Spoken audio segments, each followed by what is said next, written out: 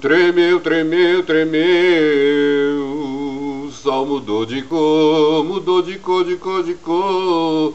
Jamaica, Salvador. Ah, vou fazer lobby com Jacques Wagner. Ah. Bom, vocês estão ligados que a máscara caiu, né? Vocês estão ligados? Ainda não. O negócio é o seguinte, a Record, ela já tá preparando, assim, muito discretamente, mas assim, sabe como quem não quer nada? Assim, só jogando o cabelo, assim, ó, ó, ó. A substituta da máscara. As máscaras vai ser, ó, reduzida ao máximo, porque o Ibope tá dando 7, tá tomando um pau, mais um pau. Que tá deixando a Patrícia Bravanel acreditando que é uma puta apresentadora. Ah!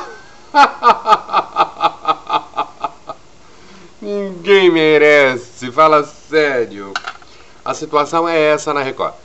O segundo ponto, eu só acredito, espero viver até lá, eu só acredito vendo Rodrigo Faro nas manhãs da Record. Até então, pra mim, é um blefe da emissora. Eu não consigo acreditar Rodrigo Faro nas manhãs da Record. E nos sábados à tarde. Porque vão acabar com a carreira do cara por overdose. Não acredito. Pra mim isso é um blefe.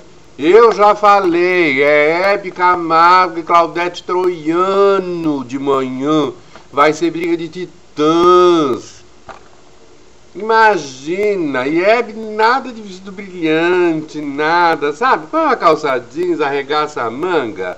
Que você vai fazer sucesso falando aquelas lorotas toda, a Claudete ansiosa correndo atrás pelo estúdio para ver o que ela fala, como que ela puxa o tapete, entendeu? Mas olha, não tem, eu só acredito vendo Rodrigo Faro nas manhãs da Record, eu só acredito. Para mim isso foi um grande blefe da Record, sei lá pra quê, pra desviar a atenção da concorrência, porque eu não posso acreditar.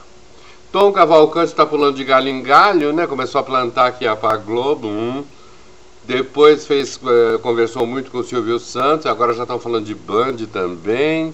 Vamos ver onde que ele vai terminar aparecendo. Era isso para hoje, para essa sexta-feira linda, ensolarada em São Paulo. Depois a gente conversa, seja feliz. Não faça nada do que eu não faria, mas do que eu faria, faça em dobro. Grande beijo para vocês e até a qualquer momento.